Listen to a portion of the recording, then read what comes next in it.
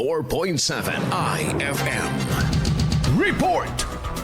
Natapos na ang konstruksyon ng road elevation sa Barangay Tambak na inaasahang magpapabawas sa matagal ng problema sa pagbaha sa lugar.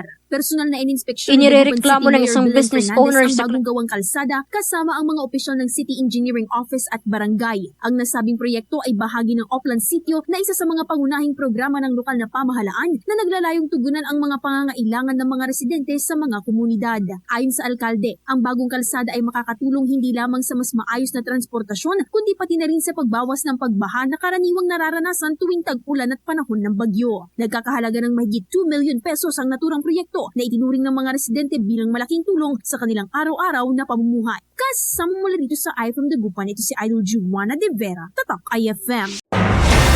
IFM News. IFM News. IFM News.